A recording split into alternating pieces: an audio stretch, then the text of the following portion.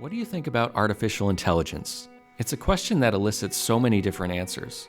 Maybe you think of AI as a tool that gives you more time to focus and be creative. Or maybe you see the technology as a threat to your job. And then there's the open question of what AI will mean for society as a whole. At the heart of all these questions is the need to explore and understand how people interact with AI, computers, and technology. My next guest does exactly that by doing research on human-computer interaction. It's work that combines AI, computer science, and neuroscience. Today we're exploring thinking with AI. Hi, I'm John Kane from the Marketing Communications Division at Worcester Polytechnic Institute. This is the WPI Podcast, your home for news and expertise from our classrooms and labs. I'm here at the WPI Global Lab in the Innovation Studio on campus. I'm happy to be joined by Erin Solovey. She's an associate professor in the Department of Computer Science at WPI. She's also a recent fellow of the Radcliffe Institute for Advanced Study at Harvard University. Erin, thanks for being part of the WPI podcast. Yeah, thank you. Erin, your work crosses a lot of disciplines and applications, from computers to autonomous systems to education to accessibility and more. How would you summarize the research you do? Give me the elevator pitch. Yeah, so at the heart of my work as a human-computer interaction researcher is the exploration of enabling technologies to make interactions with technology and AI systems more natural, intuitive, and responsive. So through interdisciplinary collaborations, my research lab develops technologies capable of sensing and interpreting behavior, brain activity, and cognitive states to design meaningful interaction between humans and machines across different domains. This could be in education, accessibility, health, safety-critical domains, and more. So what drives you to study how humans interact with technology and specifically AI? So my path into human-computer interaction began as a software engineer shortly after graduating from college with a degree in computer science from Harvard.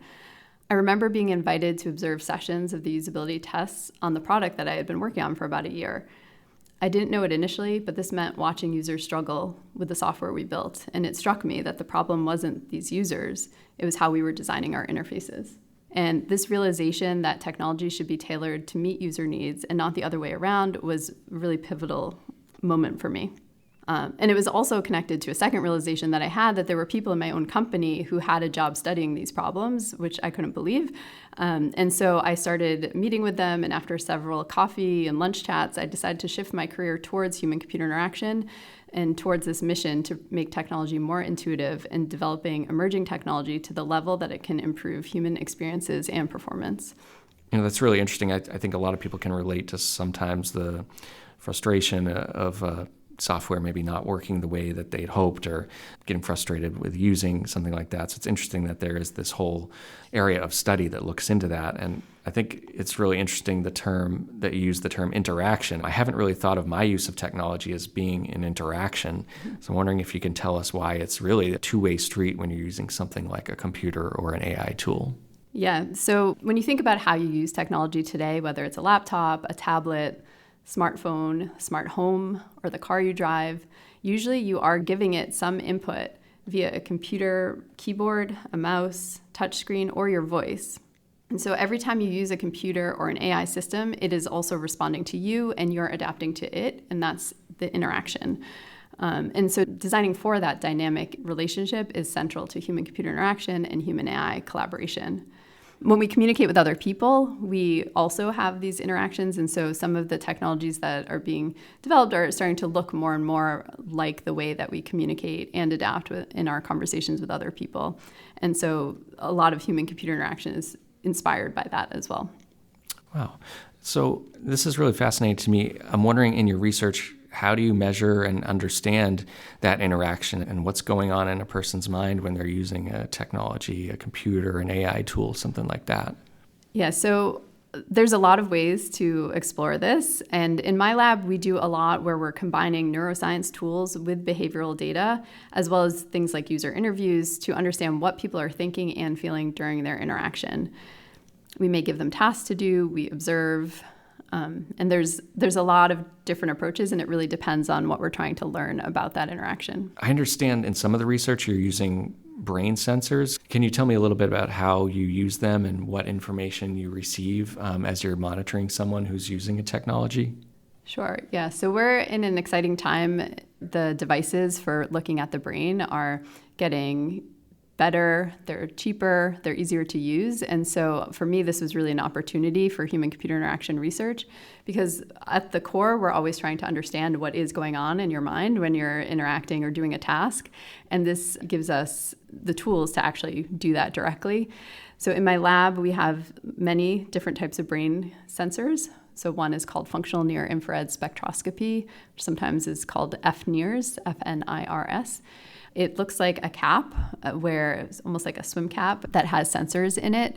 And each sensor can go in a different place on the head. And depending on where that sensor is placed, we get information from that part of the brain. This device is also portable, so someone could be wearing the cap, and it does have wires coming out of it, but they are not tethered. They don't have to sit down. They could walk around. And I also use EEG. It's electroencephalography. EEG is made up of several electrodes that you put on the head, and at each electrode, you can pick up the electrical activity that reaches the scalp from the neurons that are firing in your brain, as well as other physiological sensors like heart rate, skin conductance, eye tracking. And all of these tools can help us get directly at this question of what's going on in the mind while you're interacting. It must be really interesting to see some of the results, and I imagine there's some surprises as you discover that maybe there's something going on beneath the surface that wouldn't be obvious from a user reporting like their own experience with the use of the technology. Yeah, that's true. So we do also ask people about their experience, and that does give us a lot of information about how they're feeling the interaction went. But sometimes it doesn't. There's some things that we can't get from that, whether it's because we have to wait until after they're done doing the task. So in order to ask them how was that, they have to complete the task, whereas physiological and brain sensing data can be collected all throughout the task. So we can actually continuously, without interrupting their task, look at what's going on. And then we use that as well as the data that we get from interviews and other self-report data. A lot of your research, Erin, falls under the umbrella of what you've described to me as thinking with AI. Can you tell me what you mean by that term? Sure. When I talk about thinking with AI, I'm referring to a vision where AI doesn't just automate tasks, it becomes a true partner in human thinking.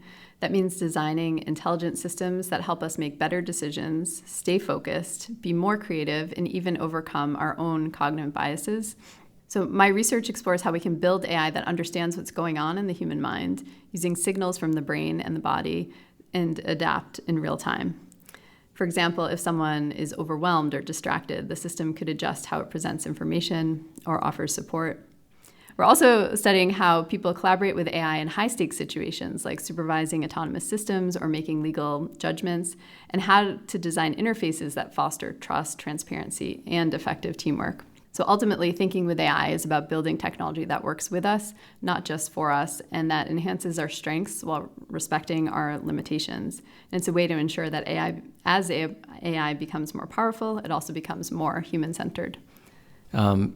Erin, I want to talk about a few specific research projects that you're working on.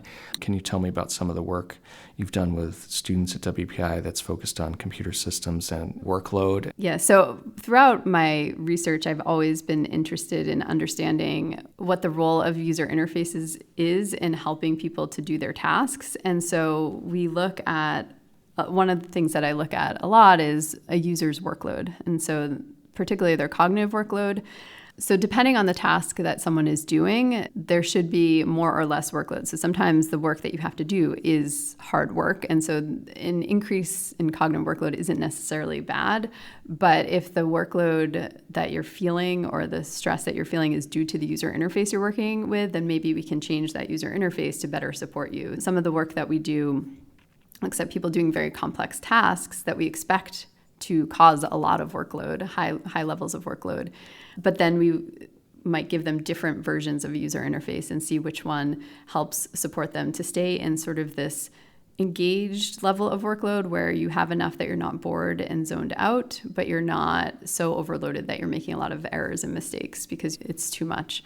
And so a lot of the work is trying to find that middle and build systems that either are designed from the beginning to keep you in that middle stage or that adapt in real time to the tasks that are coming up, as well as what we can measure in the brain with your cognitive workload. So it's interesting when you talk about the idea that that interface could adapt and modify based on the feedback of the user, and that feedback could be not even direct or verbal. How does that work? Is that AI picking up on the signals from the user, and then the software could be updated to make adjustments on the fly through machine learning? Is that how that would work? Or Yeah, absolutely. So there's different ways. There's always been systems that maybe adapt to something, whether it's your, recognizing that you always go to this page or this menu item, and so maybe that menu item becomes more prominent. That's one example of an interface adapting. The work that I'm looking at and that I've been doing for a long time is trying to understand if we could deeply understand the user, both the task that they're doing, the environment that they're in, their goals when interacting or doing a task, so that we can sort of support them in just the right way, similar to if you had a really good teammate who also would adapt their behavior as they get to know you. You start working really well together, and you know when someone needs help and when you shouldn't interrupt them, when you should. And so we're trying to build these responsive systems that do the same thing. I'm talking with Erin Solovey from the Department of Computer Science at WPI about thinking with AI. We're going to take just a moment away from this conversation to invite you, our listeners, to help us with an upcoming episode. We're going to be diving into holiday nostalgia, and we want to hear from you. So here's the question. If you could bring back one beloved item from your childhood to gift or get this holiday season, what would it be? Record a voice memo on your phone and send it to us by visiting wpi.edu/plusvoice. That's wpi.edu/ and then the plus sign and the word voice. We may use your message in the podcast. Be sure to start your message by identifying yourself. Erin, let's get back to the conversation. I know that you were part of a team recently that explored what judges in the United Kingdom are thinking about as the possible applications for using artificial intelligence in their work, and some of their concerns about AI as well. What did the judges tell you? Yeah, this was a fascinating project. We conducted focus groups with judges across the UK judicial system, including 5 members of the UK Supreme Court, to understand how they perceive the role of AI in their work. And what we found was a nuanced and very thoughtful perspective. So judges saw potential for AI to improve their efficiency, especially in areas like legal research, summarizing documents, and handling administrative tasks. Some even imagined AI helping with small claims or generating public-facing summaries of judgments. These kinds of tools could help reduce the backlog and improve access to justice. But the judges were also very clear about the limits. They emphasized that justice is fundamentally a human process, especially when it comes to making decisions that require empathy, moral reasoning, or understanding of complex human contexts. For example, in cases involving child custody or criminal sentencing, they felt strongly that a human judge must be the one making a final call. They also raised a lot of concerns about reliability. Many of them had tried AI tools and found them prone to errors or hallucinations, and they worried about over-reliance on AI leading to the de-skilling of judges, and especially newer judges who are still developing their judgment and reasoning skills. Was there anything that surprised you from talking with the judges about this? Yeah, so what surprised me most was how open the judges were to the idea of using AI, despite their concerns. They weren't dismissive or fearful. Instead, they were asking really thoughtful questions about how to integrate AI responsibly. They talked about the importance of preserving trust in the legal system and ensuring that AI doesn't undermine its legitimacy of the judicial decisions themselves. One judge even said that using AI without proper oversight can make the public feel like judges are just rubber stamping machine-generated outcomes. And that's a powerful reminder that it's not just about whether AI is technically capable, it's about how it affects public confidence in justice. In your view, is that why it's so important to make sure that any use of AI in the judicial system is really fully understood and done properly? Yeah, absolutely. I think there's opportunities for it, and it is going to change the way that people do their work in every field, including in the justice system. But it's really important that people are learning about how people do their jobs today without AI, so that when we're building systems that have AI in them, we're not taking away really important parts of the process. And so there's a lot of things that are really human particularly in this domain, and we want to make sure that we're designing and testing AI tools in collaboration with judges or lawyers or other people throughout the process, and creating tools that support rather than replace human judgment. This is some of the work that we're planning on doing in the future, where we expand it. We want to conduct broader surveys across different countries, across different levels. One thing we learned was the way people see AI being part of their work really depend on the role they're in, what level of the justice system, and what their everyday work look like, and that one size doesn't fit all. So you're going to have to build systems that take that into account. We're also exploring some experimental studies to see how using AI might be influencing decision-making, both positively and negatively, because our ultimate goal is to help shape AI systems that are not only effective, but also ethical, transparent, and aligned with the values of the people that use them. I understand you'll also be doing some research about what's happening in the brain when we make decisions. What will you be looking for in this research, and how does this relate to thinking with AI? Yeah, so I've always been interested in decision making, and even this work with the judges is related to that, that they make a lot of decisions every day, but so do people in many fields. And so a lot of my work is trying to understand how we can build AI to help people make better decisions and decisions that they're happier with. This involves understanding where AI can help people and how AI is changing the way we make decisions. So you may, depending on your experience with AI, start to feel, or there's stories of people maybe not thinking as much because they're using AI to make decisions for them. And that's really not what I think is the best outcome here. I don't think we want AI just replacing our human decision making, but I do think it can help augment our decision making. And so we're looking at it both in how we design those AI systems for that purpose, as well as looking at it from the other side, looking at the neuroscience of it and seeing, is our brain working in a different way when we're working with AI, and what does that mean for our decision making? And when you're sort of doing the research to understand what's happening in the brain when you're making a decision, how do you get that information? Is it looking for brain signatures through brain sensors? In the more foundational neuroscience work, what we would be doing is looking at decisions that also have some ground truth. Not all decisions do, but sometimes we know what a good decision is in a particular context and what is not a good decision.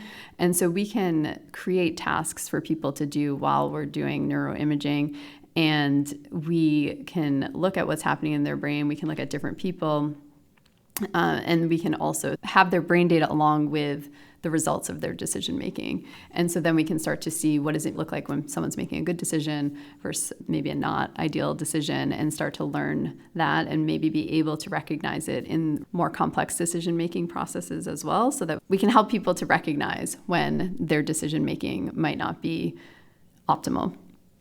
I imagine, one of the key factors is maybe if someone is fatigued or if they are not able to really focus on a particular question at hand due to other factors that they're thinking about. I'm wondering how you would potentially, through this research, get at that question of inattentive decision making, and how that would be sort of an example of human technology interaction if you're having tools that could alert people potentially to the fact that they're not at a most attentive state of mind at the moment. We know that people don't always make attentive decisions, and there's lots of papers and articles you can read about decisions made before or after lunch, or like after a team wins.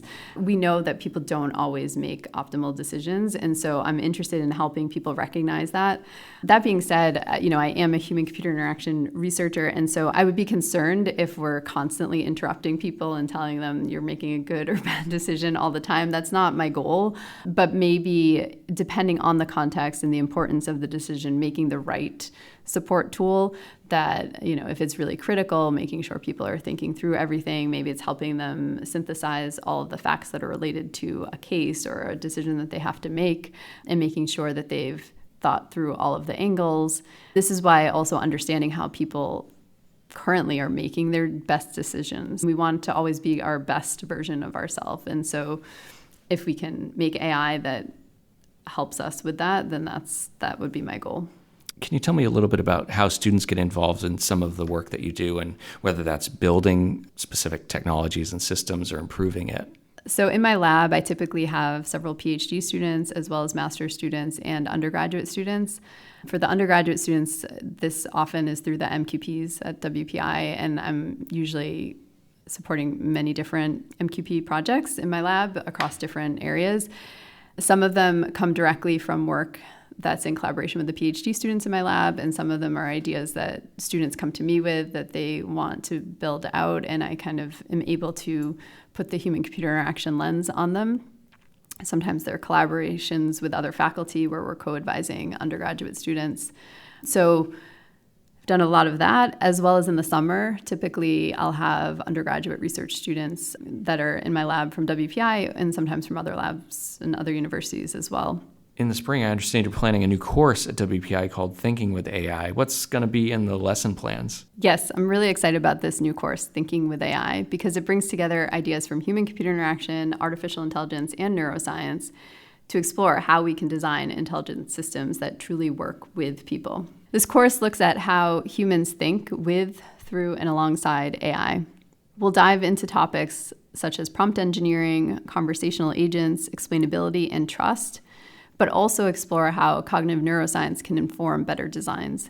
An example might be, how does the brain manage attention or cognitive load, and how can we build AI systems that support rather than overwhelm users?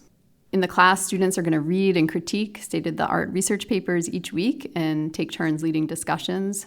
We'll cover things from multimodal interfaces and effective computing to ethics and alignment in human AI systems. A big part of the course is a semester-long project where students will design or study a human AI system.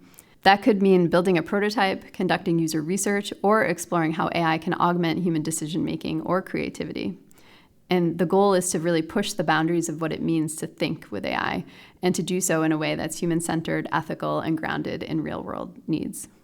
What inspired you to create the new course? Yeah, so I really enjoy getting to teach special topics courses. So for many years, I've been teaching a special topics course on brain-computer interfaces. It was very tied to my research, but also it helped to bring students from other disciplines in. So I didn't always have computer science students. Sometimes I'd have students in learning sciences or IMGD in my courses. And so as I was getting ready to come back from my sabbatical, and I was thinking of what is one of the main things that I'm thinking about right now, it is this idea of going beyond just brain-computer interfaces, but bringing in brain sensing with AI, with human-computer interaction, looking at it from all those directions seem really exciting to me, because I've also seen a lot of AI is inspired by neuroscience. And then also neuroscience work is done now using machine learning and AI. And so those are, feeding back and forth to each other. And then same thing with human-computer interaction and AI. You can use AI to build more interesting or useful interactive systems, but we also need that human-centered perspective as we're building AI. So for me, this intersection of neuroscience, AI, and human-computer interaction is just what I'm excited about. And so I thought it's the next evolution of the special topics courses that I've been teaching over the years. Sounds like a great opportunity for students. It strikes me that your work crosses a lot of different disciplines, but your training is in computer science. And I'm wondering if you can talk a little bit about why it's so important for computer scientists who might be developing the technology of the future to be working with experts in a lot of other fields as they do their work. Yeah, so I am trained in computer science. All my degrees have been in computer science. And I think it's important to have that background and understand what computers can do and what's happening underneath.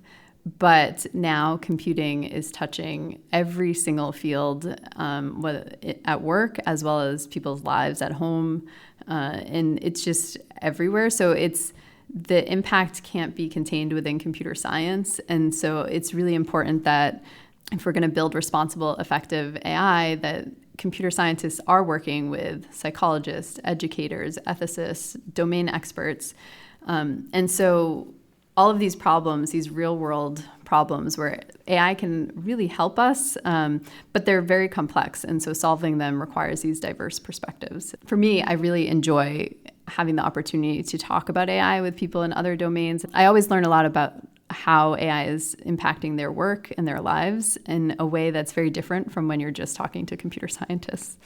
A lot of your research has me thinking about AI and the question about what the future of work looks like with AI in the mix. I'm wondering how you envision work changing and what are your hopes and what are your concerns for that? Yeah, this is something I'm really interested in and concerned about. Just recently, I was at a conference that's called CHI-Work, which is Human-Computer Interaction, the Future of Work. And that whole conference, we all come together to talk about this. How is human-computer interaction going to look as work changes? And a lot of that is about how AI is changing work. This is something really important to me, and I've been involved in the organization of this conference since its beginning. At this conference, I helped to co-organize a workshop there that was about the future of work and how AI can support flourishing at work. So for me, what I'm interested in and where I feel like I can contribute is try to help people think about where it can actually have a positive impact. And so in this workshop, we spent the day thinking about this. And one of the aspects that I think is important is to not only think about success as efficiency, so how efficient are we or how much faster are we now that we're using AI, but also how interested are we in our work, how meaningful is our work to us. And sometimes AI can actually help. We can build tools where AI is helping us recognize the important parts of our work and helping us to see the value in the work that we're doing. My hope is that we can work towards this place where AI is helping us have a positive influence on our work. The question that everybody seems to ask these days is AI good for us or bad for us or somewhere in between? What are your thoughts and how does that question come to you in your work?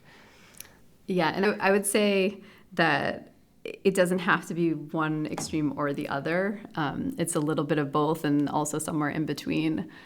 So I have a lot of enthusiasm for AI, but a lot of concerns about AI, and people always are asking me about how I feel about it. And I do feel both. I think it has a lot of potential to solve a lot of the hardest problems that we have in society and in the world. But there's this huge responsibility that we also have to be careful how it's being used. And so just as much optimism that I have pessimism and fear.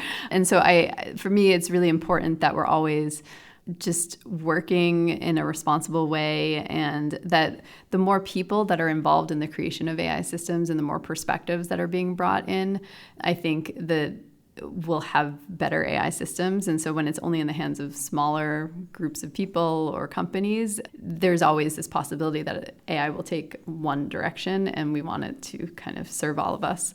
I think it's really hard when people make it into this binary of AI is evil or AI is going to save us all. That discussion I'm not as interested in. And I feel like in my work, the only way that I can make a contribution is to try to make the AI that I hope we have. Well, your work is definitely contributing to the knowledge base in this area and helping us push into the future with possibility and greater understanding. So, Erin, thanks so much for taking the time to talk with me about your work and thinking with AI. Thank you so much. Erin Solovey is an associate professor in the Department of Computer Science at WPI.